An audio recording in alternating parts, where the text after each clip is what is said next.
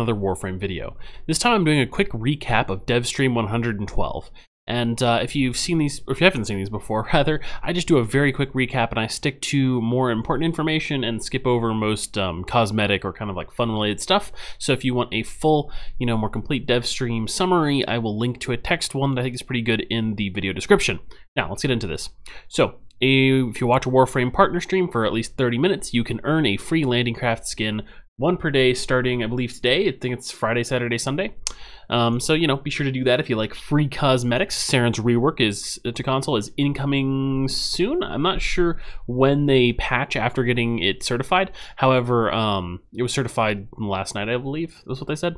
Yeah, so no important patches are going to be happening, however, for PC or consoles until Sacrifice, aside from the Saren rework that's coming to consoles very soon.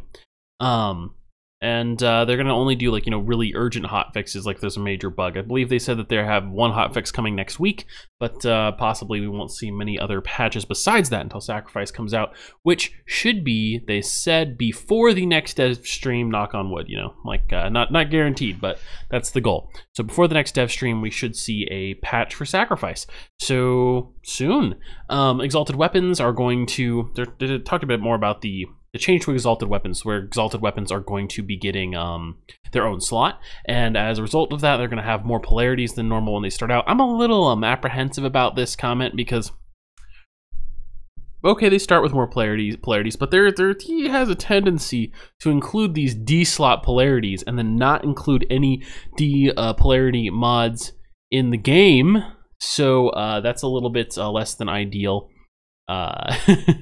So hopefully the polarities will actually be useful, because I could definitely see a situation where you get a weapon with a polarity you don't need on it, and it has 3 polarities total, and you need 6 polarities total, and so now you need 4 forma to correct that because of the useless polarity. So we'll see how it turns out. Now, I was really excited to see the new Warframe. I recommend you go back and watch the video later so you can actually see them for yourself.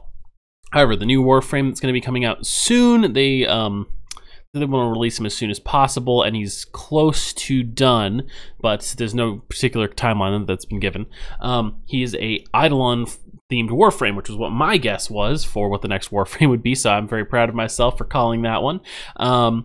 Although he wasn't too big of a leap, considering that the Eidolon related weapon that not sentient related weapon was supposed to have something to do with him.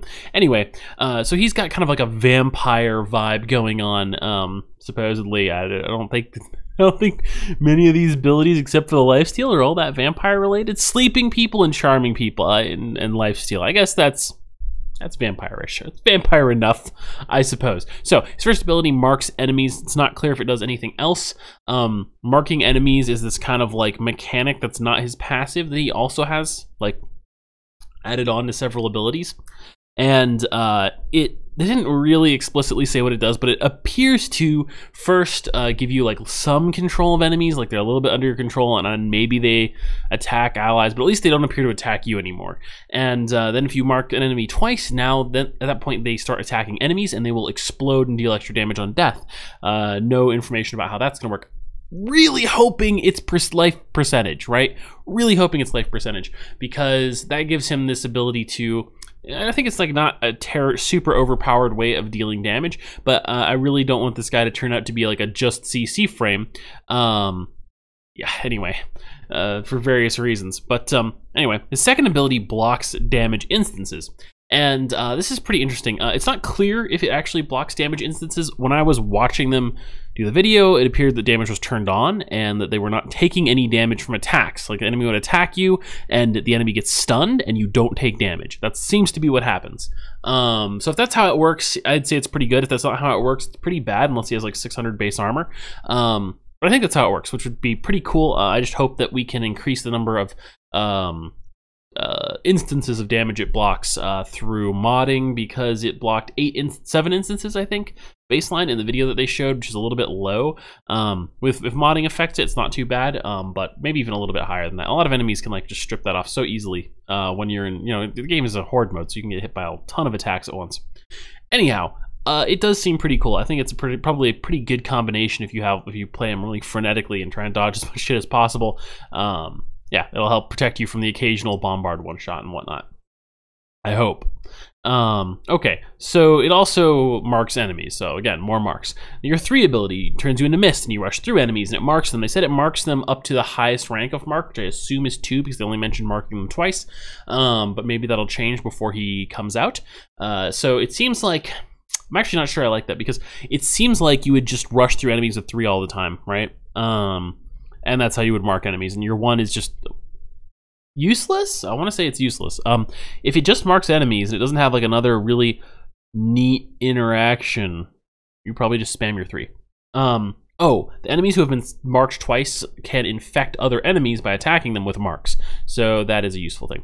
I hope the 1 is a little bit more interesting than that, or the 3 only marks enemies once. The 2 marking thing, I don't know if that's the most useful. Yeah, I don't know. But I don't like the idea too much that it obliviates the purpose of your other 2 abilities for marking enemies. Anyhow, your 4th ability puts enemies to sleep. It's a cool ragdoll effect. It's not like with Equinox. They don't just stand around. They actually just pass out, fall onto the ground. Visually, it's very fun, I think. You know, I've talked a lot about how AoE isn't actually that good in Warframe right now, and it hasn't been that good in Warframe for several years. So it's been a while. It's been a while since Warframe AoE hasn't been that good. Even back when it was good, it was kind of still not really as good as damage, but it was a little bit more of a fair playing field, I think. Anyhow, point is that at least this does not make it harder for you to kill enemies. Although I'm dubious about the value of just something that's kind of like a no damage Rhino Stomp. Visually it's very cool though, so yeah, I don't know if I'll complain too much. Who am I kidding? I'm gonna complain a lot as soon as I get my hands on this thing. Anyway, you get lifesteal based on the amount of current energy you have available with this frame. They didn't say what. I assume it's lifesteal on all of your actions, I think. I hope. So yeah, probably. Okay, so other than that, there's 3 new swords coming with the melee rework. That should be pretty awesome. Looking forward to that.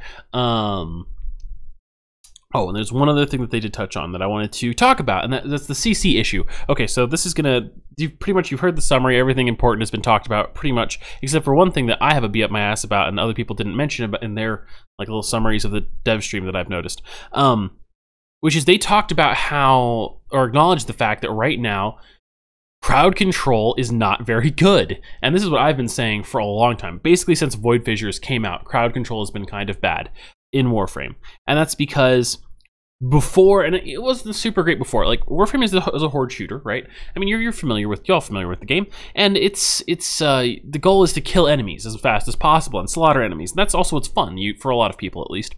You know, you slaughter through all the enemies, but the game rewards you for that mechanically, right? Defense missions, the rounds end faster the faster you kill everything, and that's why people abuse Warframes like Saren and Banshee and Trinity and Equinox in order to complete those missions faster, because we don't want to sit around in defense missions just waiting around for enemies to come to us and then die. We want to just like slaughter our way through it, get those rewards.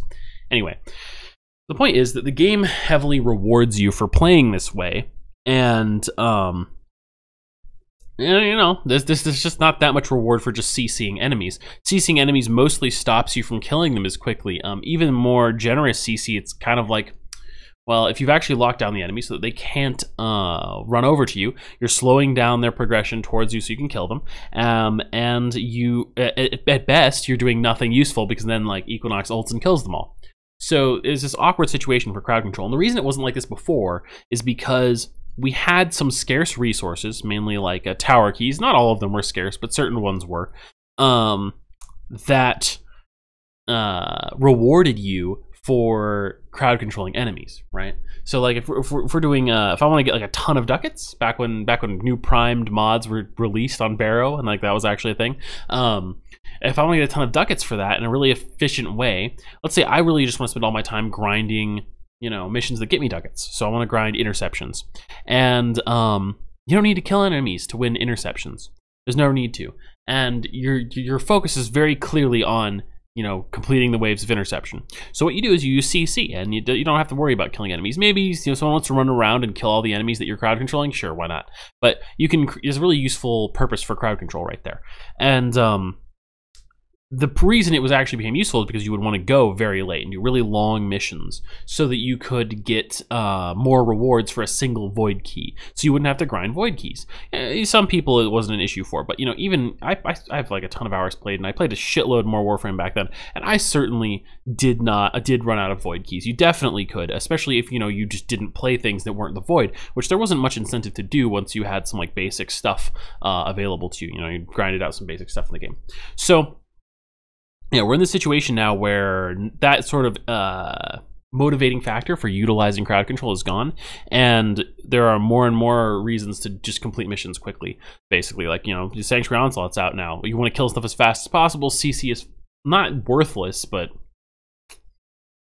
only certain types of CC are good. Like, I just released this video on Nova, and it mentions how she's really good because she has the CC ability that you can turn into a non-CC ability. And I think if she couldn't speed up enemies, she would be way less relevant as a frame than she is, because people would be annoyed by you being in the mission. And people would not play her because they'd be annoying themselves by slowing down enemies in missions where they just want to kill everything. So anyway, that's a bit of a rant, but I'm glad that they acknowledged it, because I think it's a huge issue actually with the game right now, and it's making many Warframe concepts that are not inherently terrible concepts bad because they don't fit in the game, and there's just not this reward really for crowd controlling enemies. Yeah, and it's overemphasizing certain things. Like Nidus, for example, does not have this problem because he's just this ball, his 2, that sucks up a bunch of enemies. You kill them faster. Okay, so that's what I meant by you can leave the video now. This was just like a long rant. The recap was mostly over at that point. And that's it. That's the whole thing. And I hope you enjoyed this video. If you liked it, want to see more content like it, please like, comment, and subscribe. And now it's time to settle in for the long wait till sacrifice. I mean, it's coming relatively soon, but I'm going to be so bored. I want more content. So go play other games a bit, or just... I'm sure I could just make a video on every single weapon in the game. Probably can complete them all that fast. Yeah, there's a goal. All right, see you guys later.